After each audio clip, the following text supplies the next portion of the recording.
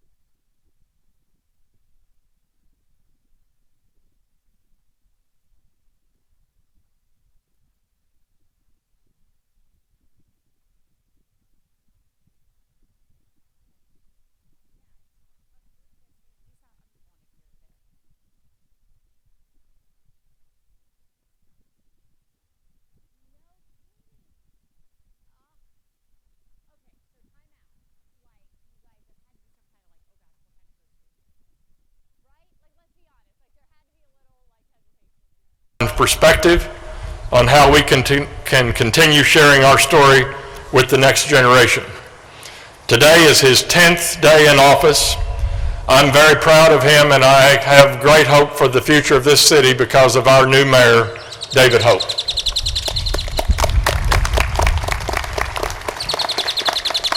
Thank you, Justice Taylor. Thank you for your commitment and service to this place and to the rest of the board. Thank you to Carrie and her team.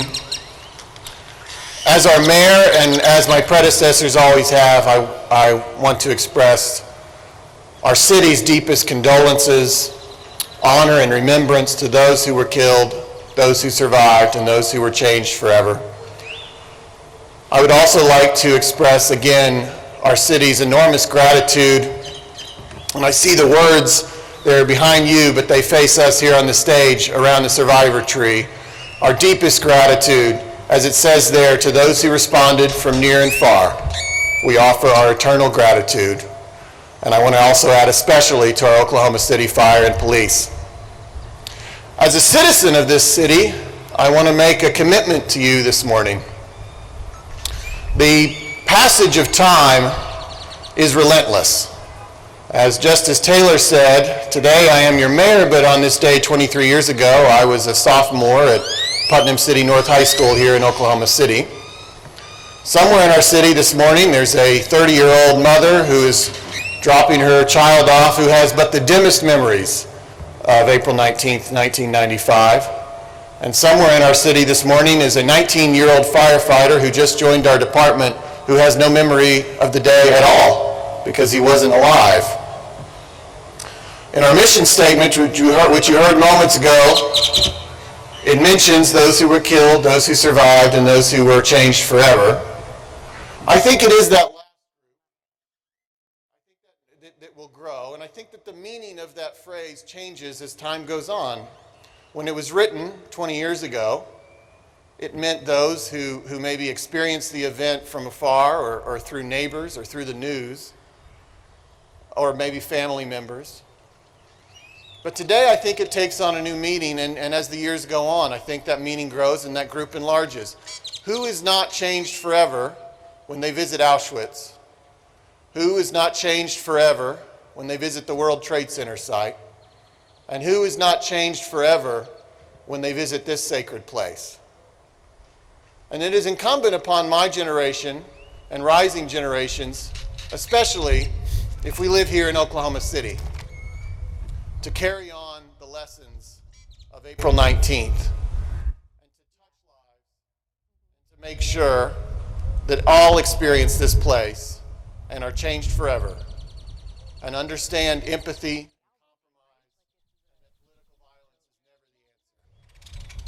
And so I make that commitment to you this morning as a young citizen of this city, that I will continue to carry forward that lesson and tell that story, and I call upon my generation and rising generations to do the same. Thank you.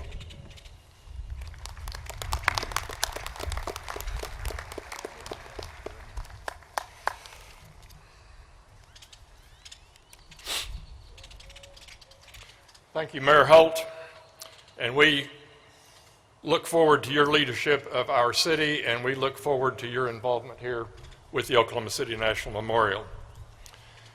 In 1995, she served as our lieutenant governor. She spent many days at this site, comforting family members, participating in briefings, and today she returns as our governor. Mary Fallon has given her entire adult life to public service, in the State House, as lieutenant governor, in the United States Congress, and now as governor. And today we honor her for that service and commend her leadership. Please welcome Governor Mary Fallon.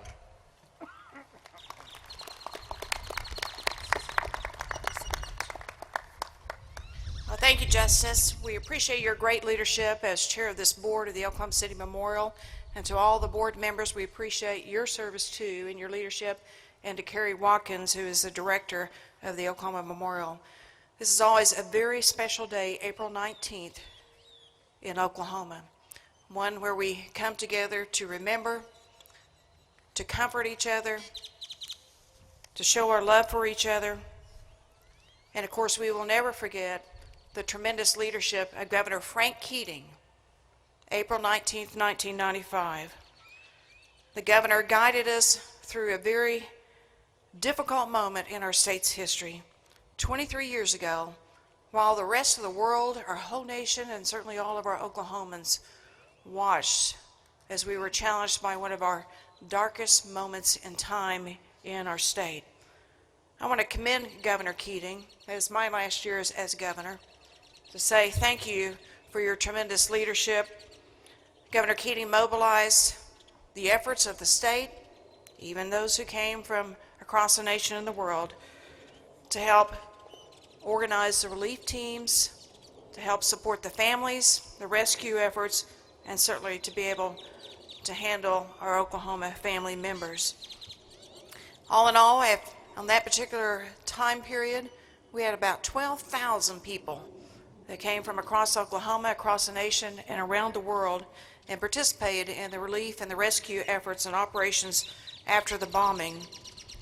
And Governor Keating was a steady hand that inspired us all to step up at a time of crisis for our state.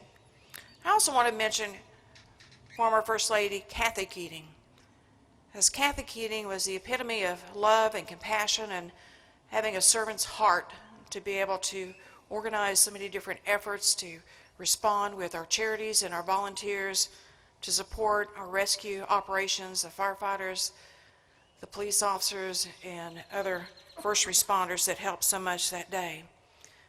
And April 19th, 1995, 23 years ago, will be a moment in time in Oklahoma's history that we will never forget. And Mayor, I appreciate your words to talk about future generations of Oklahomans that were not even born during that time, because it is important that we help them to remember that violence and overcoming tragedy and difficult times is something that we all need to be prepared for, and I appreciate your comments on that. That particular time at 23 years ago, my children were 4 and 7. Today they're 31 and 27. They remember a little bit themselves, but we don't want our future generations of Oklahomans to forget that. And I also remember that particular day, and one event that occurred during that same time period was that we held our annual Mayor's Metro Prayer Breakfast. It was yesterday here in Oklahoma City. And on that day, 23 years ago, the same day as the bombing, we gathered as a city to pray, to talk about our faith, to read scripture, to hear a speaker give his testimony about the faithfulness of God, to help us through life's challenges. 1,200 people left that morning, mothers and fathers, grandfathers, grandmothers, sons and daughters, and little did we know that around 30 minutes after we left at 8:30, 32 minutes, that we would experience one of the greatest tragedies in our state's history and certainly in the nation's history. But we also didn't know how much we would need to lean on our faith, the love and compassion of our fellow citizens that would carry us through that very difficult time as we all left the Cox Convention Center from that prayer service and went back to our families, to our work, to whatever we might have had going on that day. And as we all know, at 9:02 a.m. that morning, an unimaginable, shocking act of terrorism struck Oklahoma City and struck our nation. And we lost 168 wonderful Oklahomans, including 19 small children in that attack, and of course, hundreds were also injured.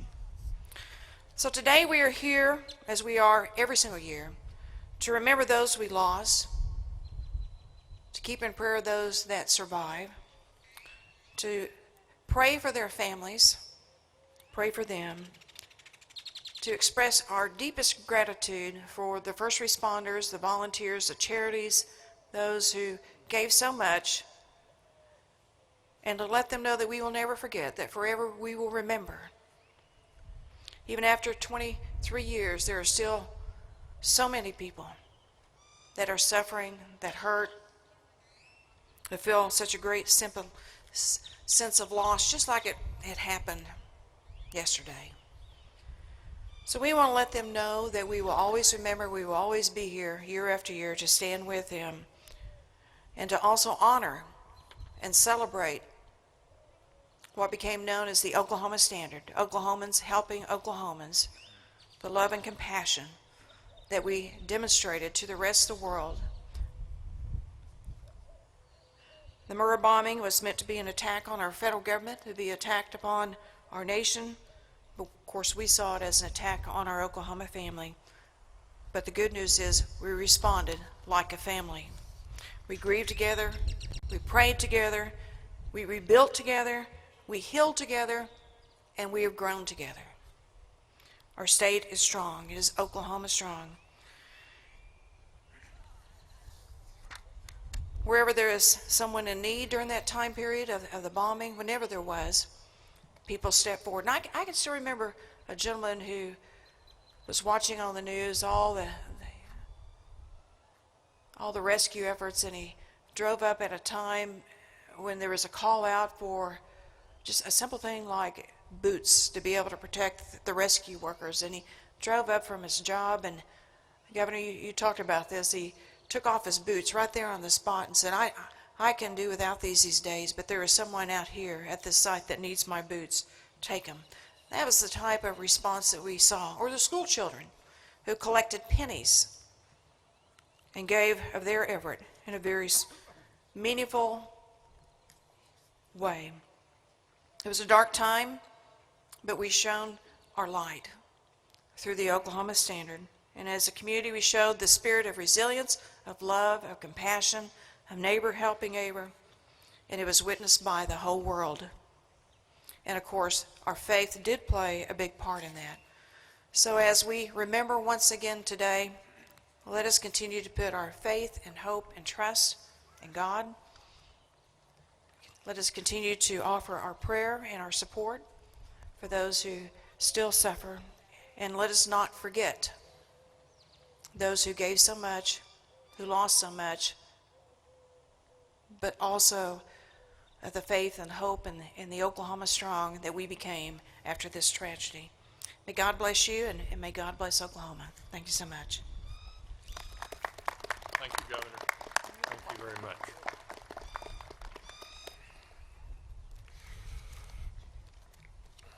Thank you, Governor Fallon. Today we are announcing our second Oklahoma Standard Award. It is an honor that was established 3 years ago with the help and the idea of Trustee Sam Presti. Sam knew the qualities that embody this award are the same qualities that set us apart 23 years ago today. And so Sam is back today because he started this, and we asked him to present this award. So I present to you Sam Presti, the Vice President and General Manager of the Oklahoma City Thunder, and also a member of our Board of Directors. Sam.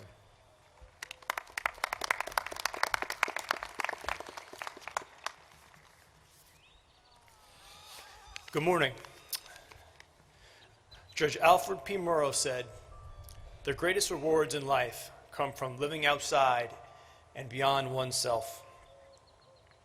Out of the tragedy of the bombing came the best characteristics of Oklahomans, those of service, honor, and kindness.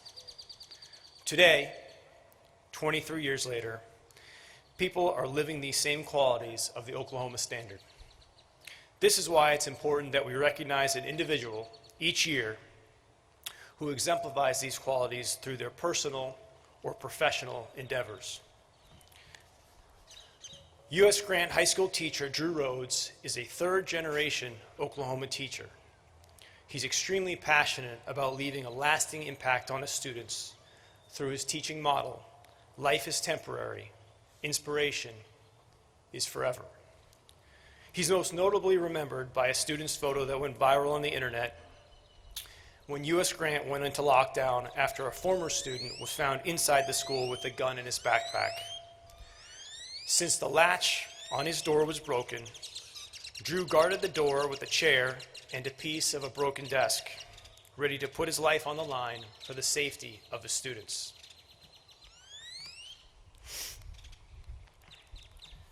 Beyond that, Drew understands the colossal importance of teaching the lessons learned from the bombing to children.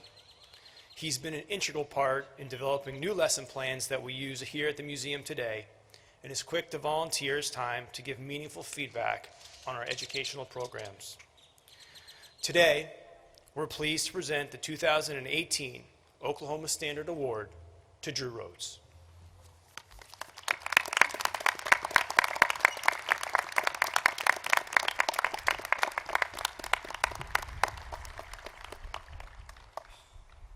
Congratulations.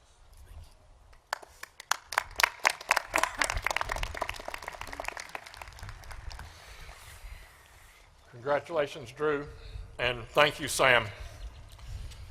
Someone who saw the Oklahoma Standard firsthand, Governor Fallon's already mentioned this. 23 years ago, Governor Frank Keating faced this tragedy as our governor. He and his wife, Kathy, led us through this darkest hour. He often remarks that it was during this time that we learned the power of unity. We learned that great things can happen when we come together, that it was unity that helped us regain our footing and recover. It was unity that helped rebuild this city, and it's no coincidence that unity anchors the word community. On Saturday, Governor and Mrs. Keating joined members of Team 5, made up of first responders from Metro, state, and federal law enforcement and fire departments, as well as representatives of federal agencies housed in the building, to repaint the message sprayed on the wall in 1995. It's over on this south wall of the building that you can all see today. And that message was, we search for the truth, we seek justice, the courts require it, the victims cry for it, and God demands it. We are pleased today to be joined by Governor Frank Keating. Governor. Thanks, Judge.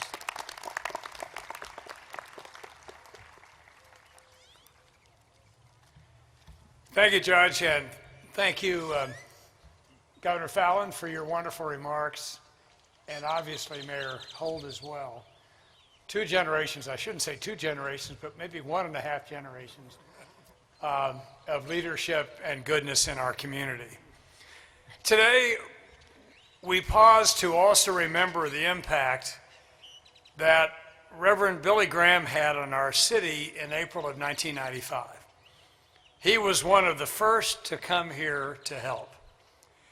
When my wife Kathy called him to ask him to participate in the memorial prayer service just 4 days after the bombing, he was recovering from a bad bout of the flu. But he said, "We will be there." And he and his wife got on a plane and came to Oklahoma City to be with us. They came to the site and met with first responders and also family members who had lost so much and survivors who had walked out of the buildings. Billy Graham stood with us in our darkest hour. Even though he left this earth in February, just a few days ago, he still impacts our city today. His words are inscribed on the inside of the Survivor Tree Promontory, and his words were, "The spirit of this city shall not be defeated. Our deeply rooted faith sustains us." We are honored to be joined by Tom Phillips, the Vice President of the Billy Graham Evangelistic Association, who is with Dr. Graham from day one. Tom, please stand and let us recognize you.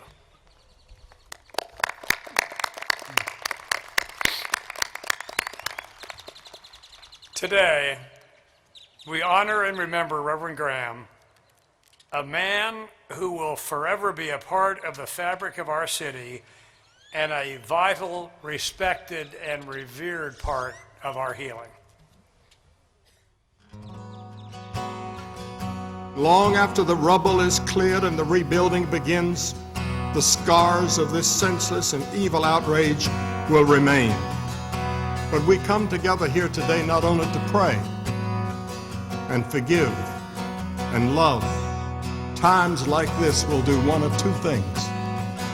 It will either make us hard and bitter and angry at God, or they will make us tender and open and help us to reach out in trust and faith. And I think that's what the people of Oklahoma are doing. You're the God of this city. You're the King of these people. You're the Lord of this nation. You are. And you're the light in this darkness.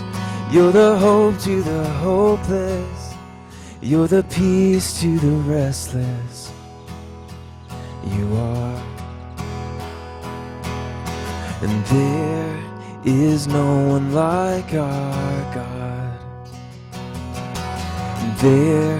Aircraft pilots have experienced 12 PEs since the 1st of March. I know that you're working with the Air Force to solve the problem, but going back to Senator King's point earlier, is what is that root cause? We still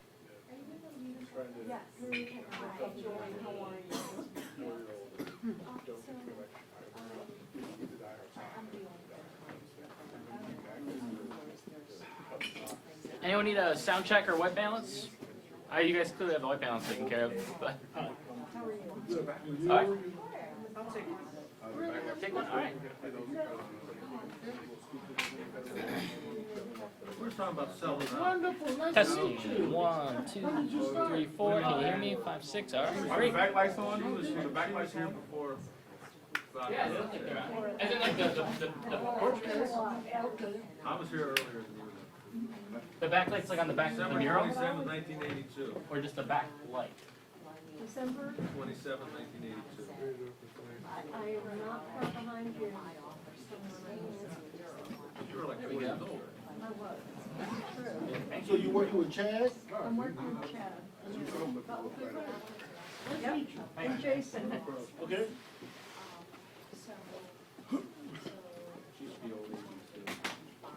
Oh, really? Okay.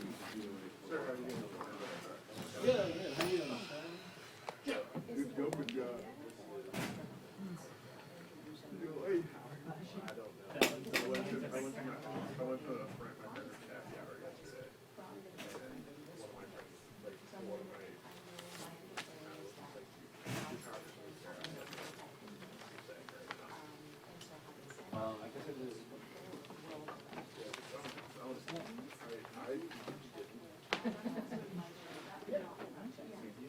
Hey, fix the charger. iPhone charger? iPhone charger? Yes. Can I borrow? Yeah. I've got the plug, I don't have the cord. It might be. Well, that does. I really don't do that. That's that one. Everyone, yeah. Man.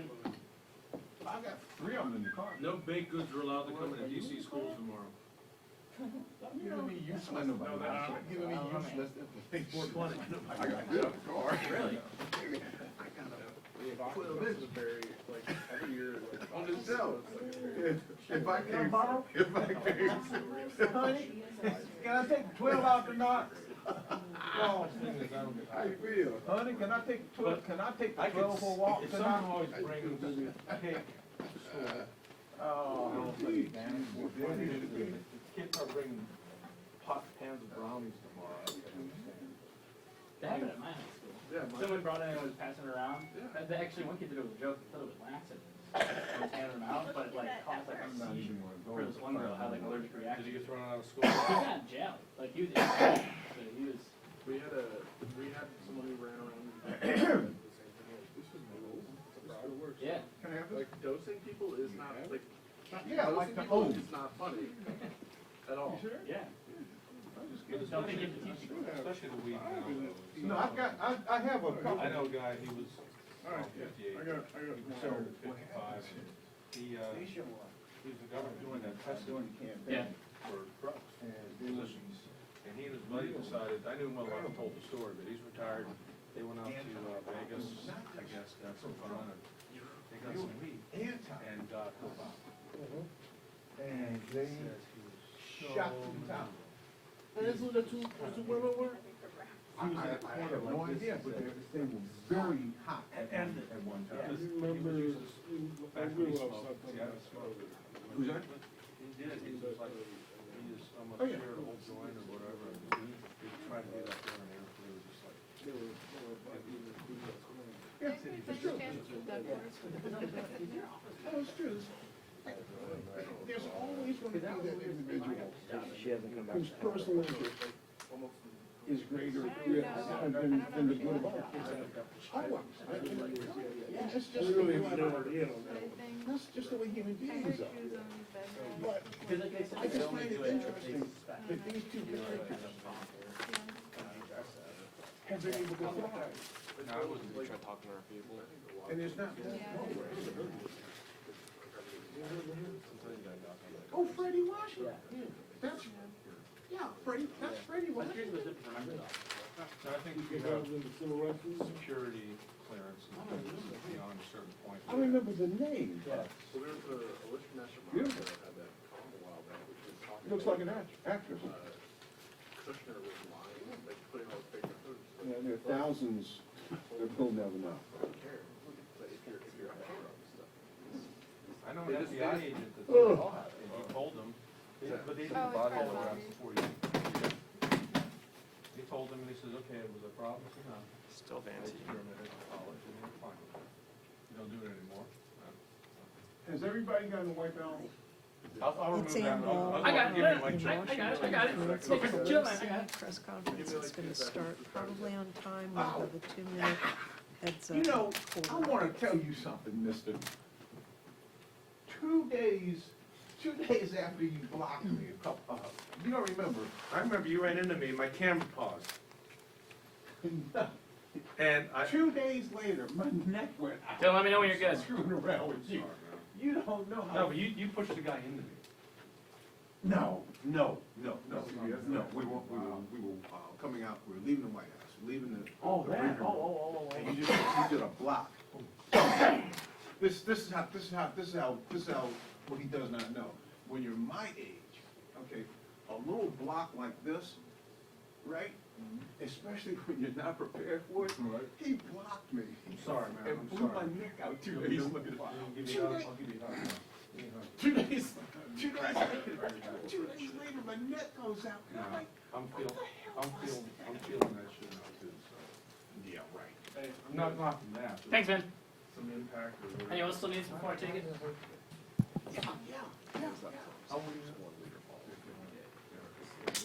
When I turn 56, that's when my shit, like, Cousin, okay, I got it wait until you young ass, 65.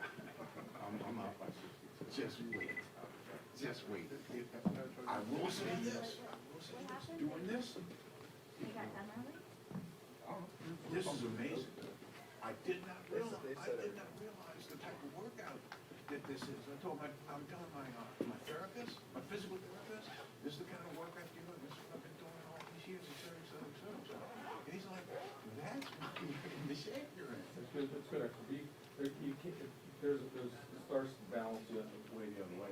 It does. It starts to deteriorate. And absolutely, I'm on the downside. However, I ran into a cat at the gym. This guy is 75 years old.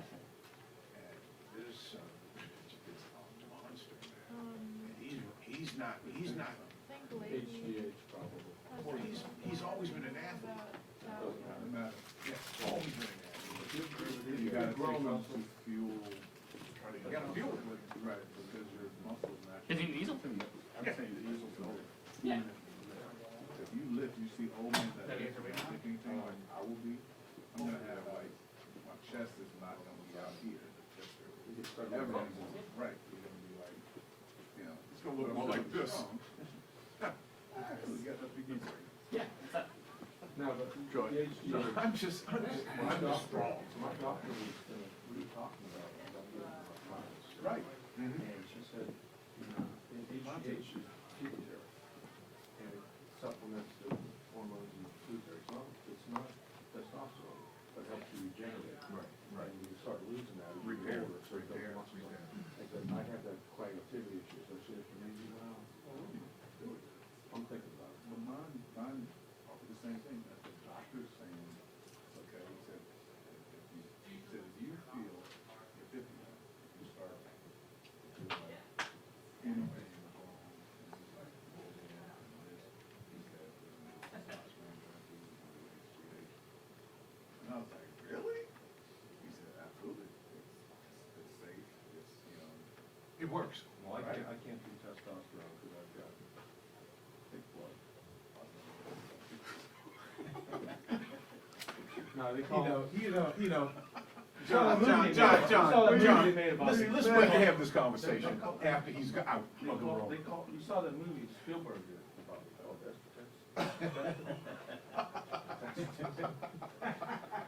that was pretty good, wasn't it? I don't know what you're talking about.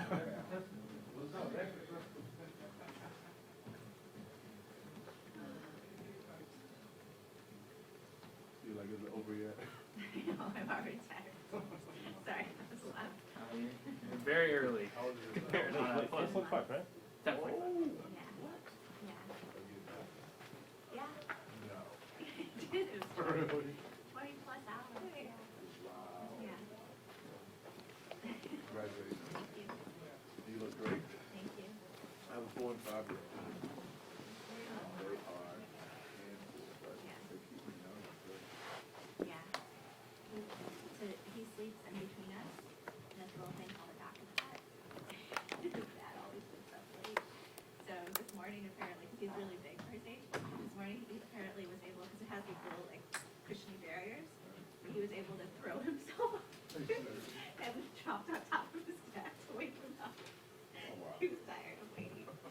He was like, guess who woke me up this morning? I think he loves his dad too. He like loves to play with him. They're like, you know, that's his guy. I think he was ready. Exactly, ready to play. Yeah, once they're ready to play, man, you can't do much to stop that. Yeah. Hey, Dan, when I was leaving the hearing room yesterday, Yeah. I saw a lens cap thing. Not mine. I don't know, maybe it was there. You know, I mean, it's some problems. Yeah. Thank you. You know, that's me. I ran back and forth from the home. Russell's on 535. 7 times. I'm on the phone with guys who really, really know what they're doing. And I'm saying, I've got number 2. Plug in the number into the receptacle. I changed the guy. Put it in 10. Again, put it in 10. Yeah. Walk back. It is easy. Dimer is 2 is in 10. Yep. You don't know what's going on. Check this, check that. Check this, check this. Back and forth, back and forth, back and forth. They send a guy from 2020 Main Street. Just for that. Just yesterday. This is a big head. So he knows what's going on. And he all said, 5, 4, 3, 2, 1. The signal was in. So what did you do? Did he come early? No. Dimer 2 doesn't go anywhere. We only have one dimer. No, my wife. One. Dimer 1. Too bad. That's something they have to know. Right. You kinda gotta know that. That's what went on. I went Crap. off. Yeah, that's probably Get the scissors, man. And the thing is, I tried to knot it. I tried to knot it with number 2. and stuffed it back. Went to ER later that night. Just thought they should. Took almost 2.5 hours to figure out that then go anywhere. And the guy who. He kept on going, look, we might have to 100%. deliver The tomorrow. guy who installed everything. This afternoon to. He's gone. Within the But the next thing half is, hour. it's just a dangler. It's a dangler 2, but there's is what it is. Like all of our danglers say fiber, 8182, fiber 1662, fibers, you know, 15, everything, every dangler we have there has. Since we got in early enough, they were able to fiber. So it's not just dangler one, dangler two. one steroid It's flushed fiber. out like Russian In theory, development. everything is identified. In theory, everything starts at, goes from point A to point B. No, I know, right? It's like, That ain't the rule. That's how it should be. That's how You it weren't going to take a photo of that, were you? Maybe when it was coming in. yeah. Not like that. Yeah, oh, you mean cutting? Oh. We didn't have, like, I mean, I guess if it wasn't so rushed, I would have been make it better. What did they do? Like, I'm sure it's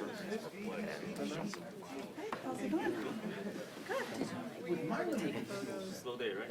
Yeah. So they had a curtain in front of me. It's on the schedule. And I could hear everything. I call it an early one, I Past, Plan to call it an early day, I hope. I don't even remember if it's close to record yet. He was wrapped. So I got a picture of her seeing her for the first time. This thing, she had the phone for a second. They'll rush to put it No, they're here. Wade Yeah, they're here next week, out the week after. tagged and printed. Yeah. Yeah, just the first week of May. Yeah. Kind of disgusting.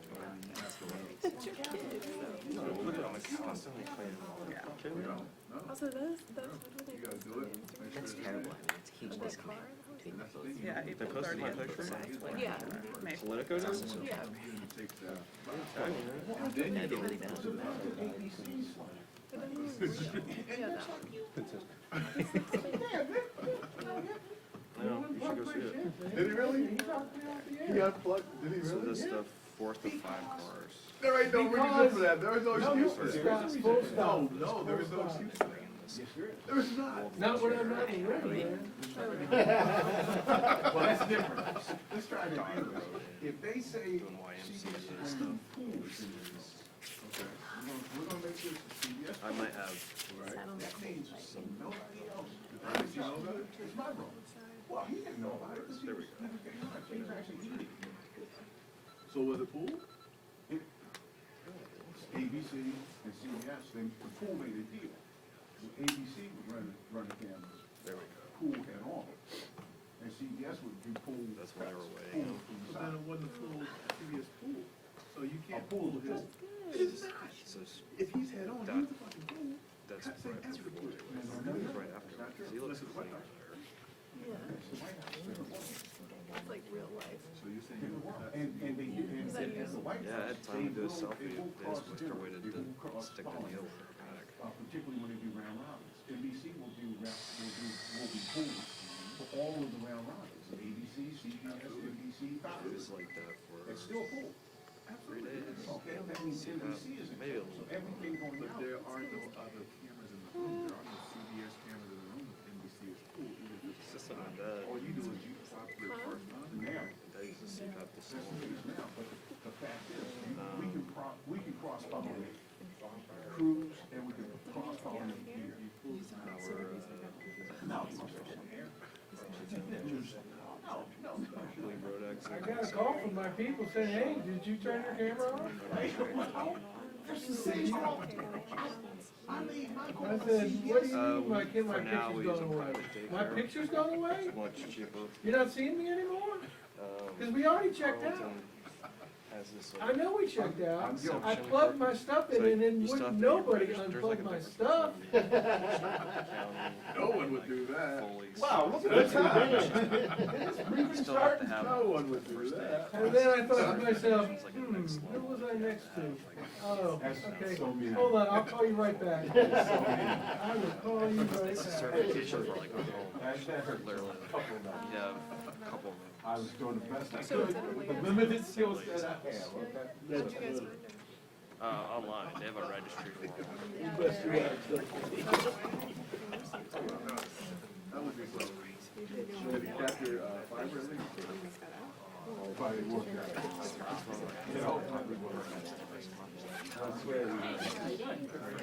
And not only did he unplug me, he unplugged me at both ends. In Russell and in Durham. But I did Russell and in Durham. So like I called I did plug you back in. she's registered. Oh, did I just? Yeah, you're good. But like sort of when it breaks and everything. Good.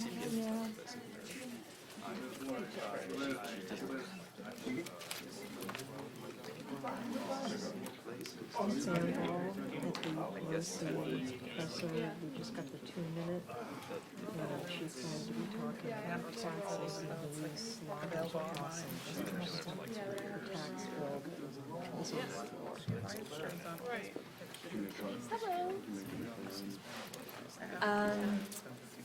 I don't know him. Did you take the photos yesterday for the tree cleaning? Yeah. That was great, great. Yeah. Yeah, I don't like really so much evidence.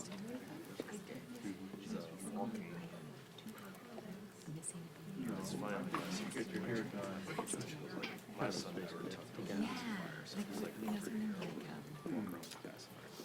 He's like, whoever liked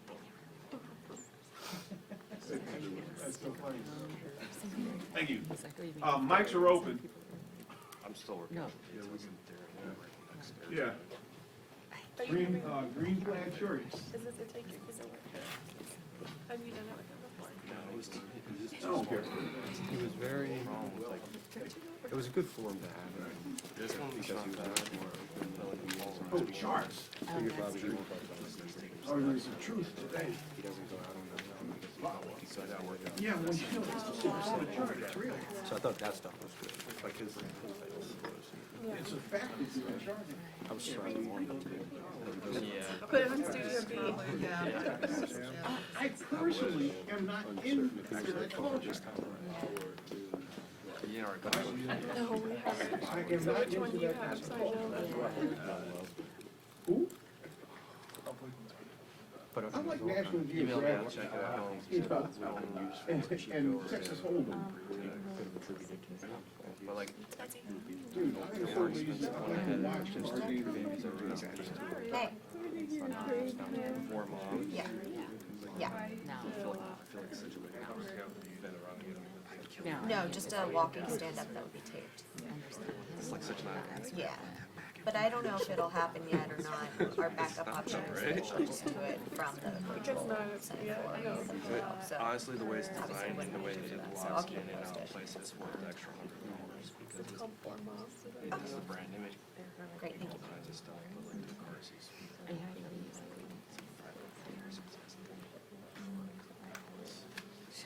mean, he's kind of a wonk. Oh, you're too soon to figure out if you do it, just press this button. So some of their stuff's a little bit, or like they're, not they used to do the NICU, but you have like babies in or something that regular families want to use for like 3 months, but then like surface to get polarized. Oh, I asked him if they would like crowd. Oh, yeah. It's Oh, like that's everything price points for but the packing place all the time. And then we got But the nice thing about this trip here. No, well, it's actually pretty good. He has a name Frank Ford now?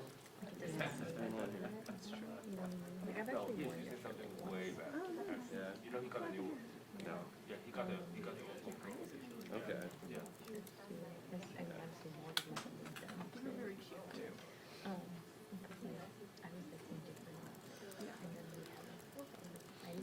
We bought house sterilized too. He almost so prude his around. Frank. So they're gonna drag that guy in front of the committee every other day.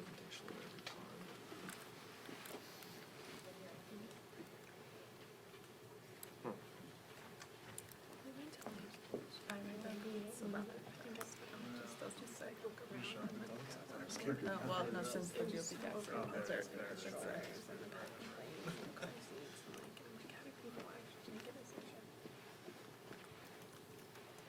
mean, I assume they're all relatively similar.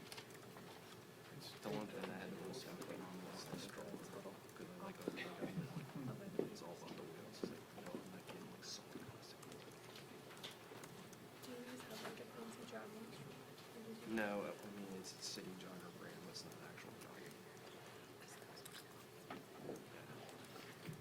Yeah. And we pulled it down recently, it had good wheels. Are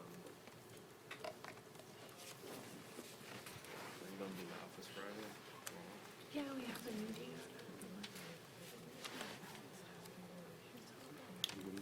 I can bring ours. Yeah. Especially now. Show it to you.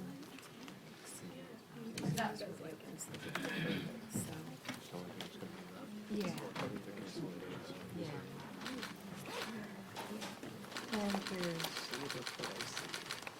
Good morning, good morning. What a sad week for America with the passing of First Lady Barbara Bush.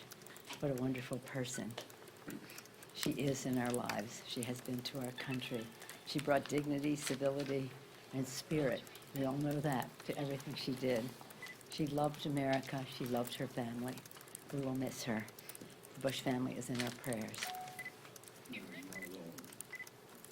Here in the Capitol, we've gone. Wednesday came, and why would we be here on Thursday and Friday to do the people's work? I guess the Republicans want to get out of town on tax week. This year, tax day fell on April 17th, on Tuesday. Last year on tax day, Americans turned out across the country by the thousands to demand the president finally release his tax returns.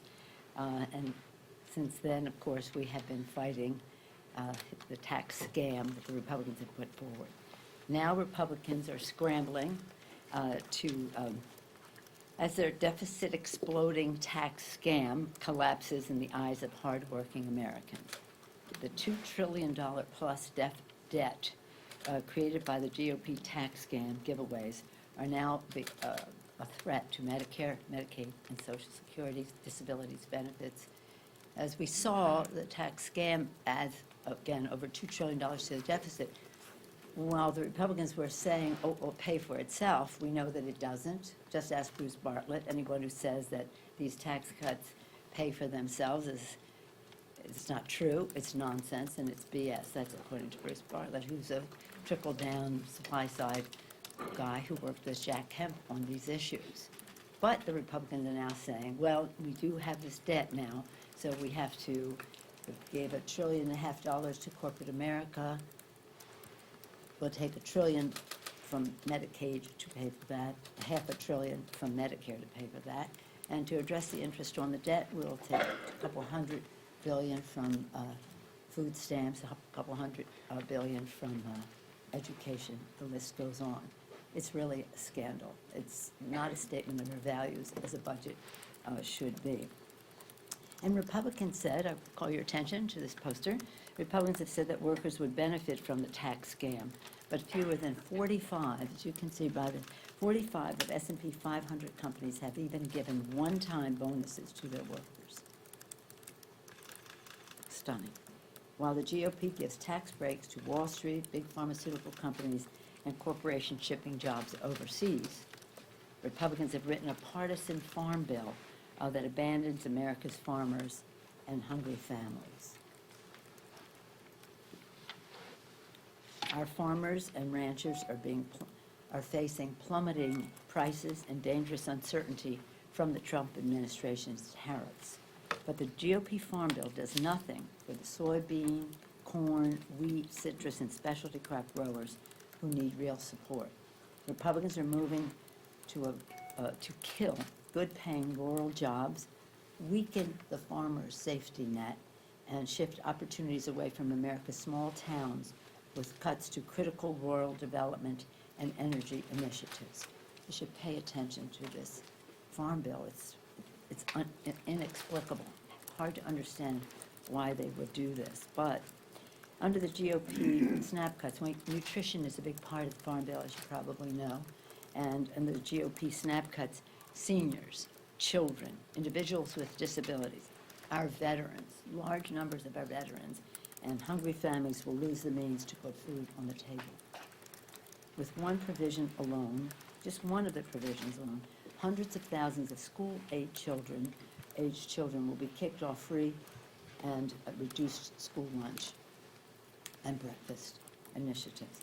Every dollar, just important to know this, years ago when we were putting together our first recovery package, when we took the Congress back, economists from both sides of the aisle represented to us and agreed that for every dollar in SNAP money that is spent, $1.79 is in economic activity returns to the economy. You spend a dollar, you get the value of $1.79. SNAP already has work requirements. Democrats have long championed job training and real paths to good paying jobs. That's not the issue. What is the issue is the GOP plan will only create vast, untested, unworkable bureaucracies that will increase hunger and poverty across America. It would be interesting if they wanted to have the evidence, the facts, the data, the ramifications of their actions, but that doesn't seem to matter.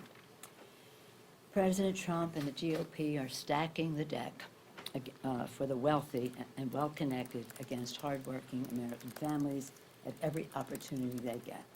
From the tax scam to the Trump budget to the GOP's relentless efforts to gut consumer protections, embolden polluters, enable the recklessness of Wall Street. Again and again, Republicans are giving the American people a raw deal. Democrats have a better deal. Better jobs, better wages, better future. Democrats will price for real action for America's workers, farmers, and seniors. Any questions? Yes, ma'am. Yes, so following up on the Farm Bill, I understand the Senate is working on a bipartisan measure, whereas in the House version, apparently there was no Democratic input. I'm wondering if the cuts to SNAP and food stamps are a done deal, or can Democrats present amendments on the House floor when it comes to a vote?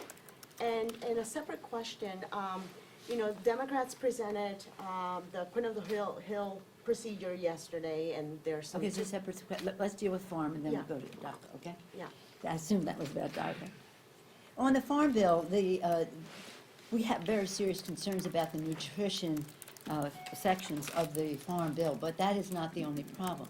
As I say, they are undermining the safety net that is there for farmers, which is particularly difficult when we have low commodity prices and the president's tariffs, which are harmful to farms. So it's not just about SNAP. The SNAP part of it is cruel, but fixing it is not the only problem in the Farm Bill.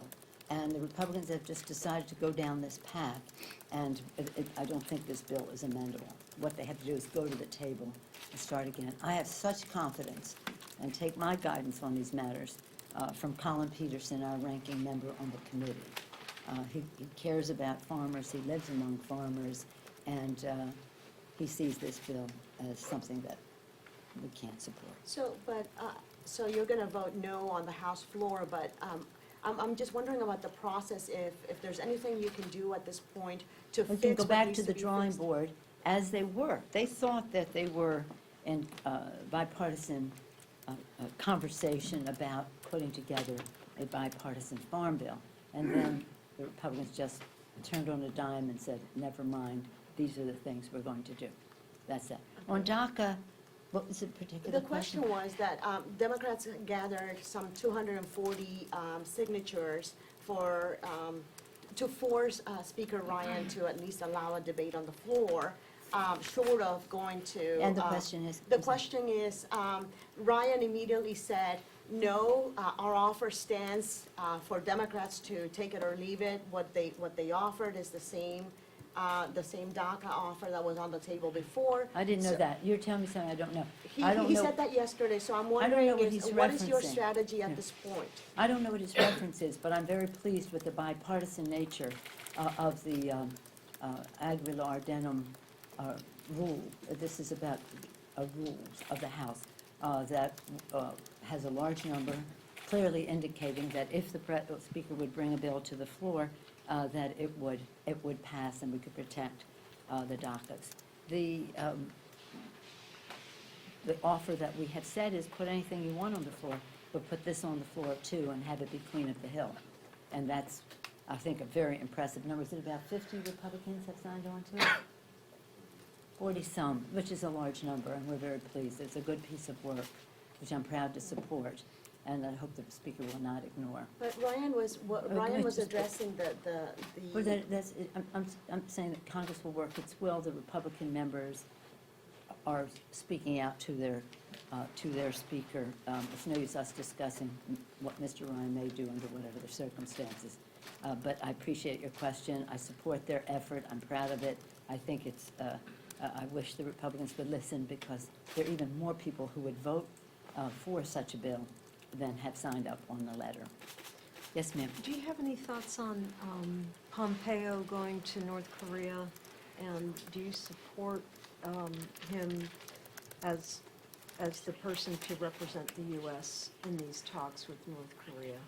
Well, I'm always in favor of, as they say, jaw, jaw, jaw, rather than war, war, war. So if the president is going to meet with Kim Jong-un, it's important to have preliminary meetings. I hope that Pompeo would not be confirmed as Secretary of State. Okay, so you don't support, or you don't support Well, he has a him for- different capacity now. But if you're asking me, should he then on Tuesday be confirmed as Secretary of State, or Monday, I guess is when the vote's up, I don't support that, no. Yes, ma'am. Thanks, Madam Leader. You've talked in the past on the issue of impeachment and where you think House Democrats could go. Could you just explain a little bit about how Democrats are dealing with those in the party or in the base who are interested in this issue, especially some of the big donors like Mr. Steyer, who's putting a lot of money into these ads and promoting this issue? How do you balance that? I think that we have been very clear. It is important for us to win this election so that we can meet the needs of the American people. Whether or not the president should be impeached is a matter that is being dealt with in the Justice Department. I don't know that they're talking about impeachment, but whether they have the facts and the law to make a determination of how they go forward. We don't have that information. This isn't a big, we don't sit around thinking about how we deal with our donors. We have our position and our responsibility here. We respect other people's expressions of their concern, and many of my members have 65 of them, that's not the third of our caucus, but it's a large number, have supported Mr. Green's amendment when it came to the floor. But really, what we're talking about is how we strengthen the financial stability of America's working families, how we have a better deal, better jobs, better future, better wages, lower costs to families, and that is what we are focusing on. And that's where we have our unity in the party. But this is not a divisive issue in our caucus. Yes, sir. Madam Leader, thank you. I want to ask someone to follow up on the North Korea talks. Obviously, those are moving a little closer with the revelation of Pompeo going over Right. there. What's your confidence level or skepticism level of those talks right now, and what are realistic expectations? You know, about a month and a half out from a possible meeting. What are realistic expectations? Well, let me just say that as one of the few members of Congress who has been to Pyongyang, I did a number of years ago as a member of the Intelligence Committee. It's a frightening place. It's a place that is, when I've seen poverty throughout America, throughout the world, as an appropriator and visited the world to see our initiatives and how helpful they might be in the alleviation of poverty, the eradication of disease. When I went to North Korea, I saw a poverty of spirit that just was mind-boggling in many respects, and it's a difficult place. Our purpose then was to say, we want to talk about MIAs and POWs. We want you to stop proliferating, selling your missile technology, issues like that, checking in on the hunger situation because the people were starving, even though their motto was self-reliance, they couldn't feed their own people. And so what they told us then, and so what's relevant to now, is they said, hey, we just sell these this technology for money. You want to buy them? We'll sell them to you. And so what my guidance from there to the current situation is the capability of the North Koreans to create either the technology for a weapon, the miniaturization of it, the capacity to launch it, and the intention to do so is something that we need to know as much about as possible. But in addition to that, they're proliferators. And this is what I keep saying to the administration. They are proliferators. So the danger is not just what they might do. The danger is who they might sell one element of that to, which might be enough to endanger the world even further. So hopeful conversation. Maybe Kim Jong-un is ready to change. I wouldn't be too trustworthy of it, but certainly open to it. And what would be success if at least the communication were increased, and there could be some way to stop what could follow if left undeterred, North Korea were to continue what it's doing, which is perhaps other countries having access to the technology, the scientific know-how, the launch capacity, and dangerously the intention. But we're on the subject of foreign policy. I'll come back to you. I just want to talk about Syria for a moment. This week we got it, the 15th it was sent, within 48 hours, the War Powers notification from the President. And we spent a good deal of time in our caucus yesterday discussing this. The President said in this notification, which is in the public domain, he said, "I acted pursuant to my constitutional authority to conduct foreign relations and as Commander-in-Chief and Chief Executive and in the vital national security and foreign policy interest of the United States to promote the stability of the region, to deter the use and proliferation of chemical weapons, and to avert a worsening of the region's current humanitarian catastrophe. The United States," this is fraught with meaning, "the United States will take additional action as necessary and appropriate to further its important national interest." This is what the President said. No reference to coming to Congress. He's using Article 2 as his basis. So yesterday, at length, we had a lengthy meeting in our caucus about the authorization of the use of military force and AUMF. How do we come to agreement in the Congress to do that, A, and B, just to reference what President Trump said about President Obama vis-a-vis Syria. So he said, at the time, when we bombed Syria last year, and there was the bombing last year, in our exchange of ideas with the administration, they were critical of President Obama for not taking the action that they took. But when he was not president, President Trump said, "What will we get for bombing Syria besides more debt and possible long-term conflict? Obama needs congressional approval." He also said, "The president," that would be Obama, "must get congressional approval before attacking Syria. Big mistake if he does not." Could have been talking about himself. And then he said, a week later, "The only reason President Obama wants to attack Syria is to save face over his very dumb red line statement. Do not attack Syria," not as in caps. "Do not attack Syria. Fix USA." Donald Trump. So here he is telling us he's not coming to Congress, and what is the security risk to the United States? Let's have that discussion. So again, there has to be a mission, there has to be a purpose as far as those discussions with North Korea are concerned. Let's wish them well, but also let's make sure they have a purpose and a mission, which is the security of the United States of America. And not, let me say, to save face. And the other score. Yes, ma'am. On the generic ballot, we've seen the gap between Democrats and Republicans narrow significantly since December, January. Are you worried about this, and do you think Democrats aren't doing enough to get their message out there? No, I'm not concerned at all. We're very positive about it, and I never believe a 10, 13-point generic. It's just not possible.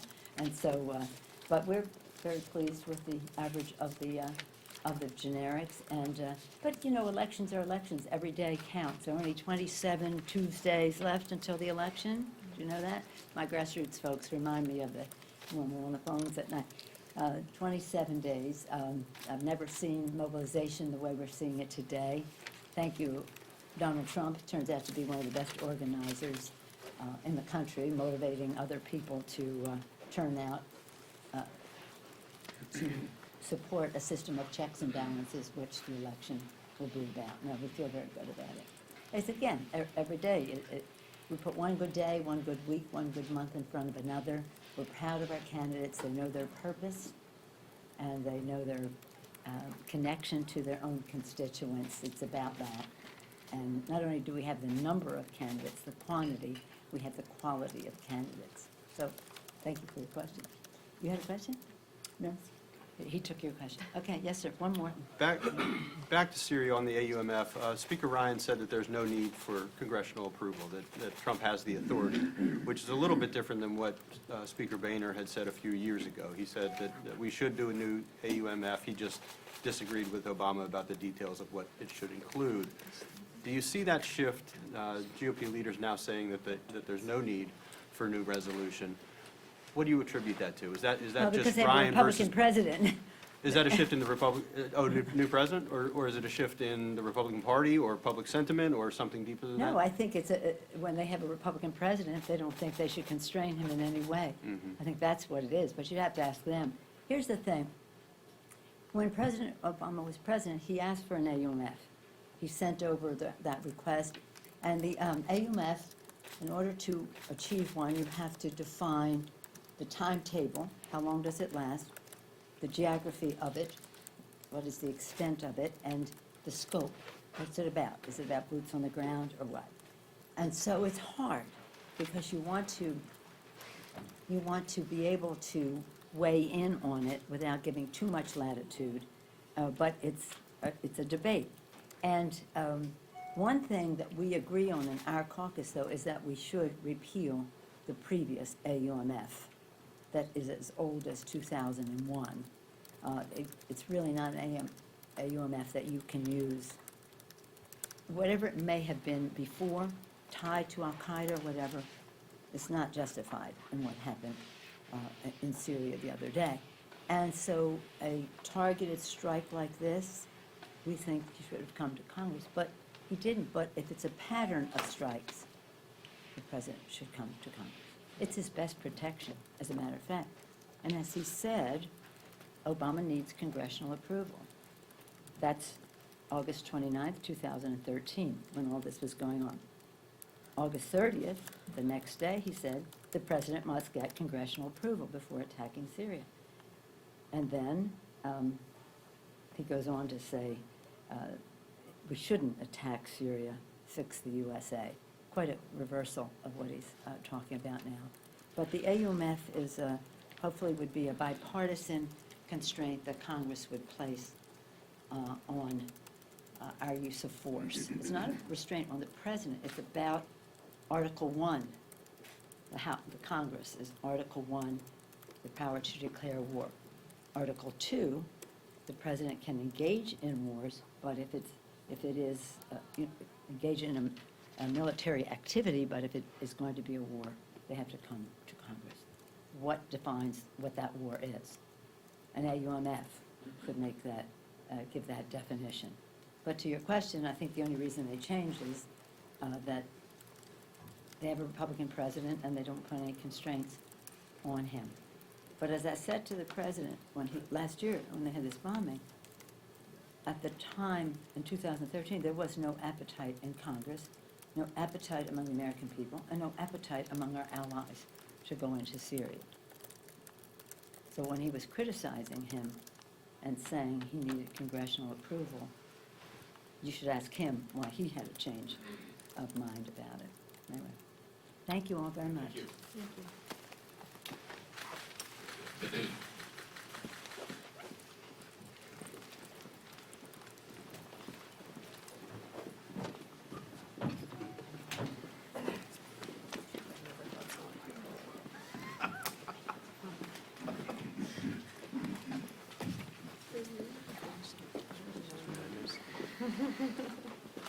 Thanks, Tony. There's no announcement, it was all last night at GOP for X, Y, and Z. No, you know what I do? I use it as background for other.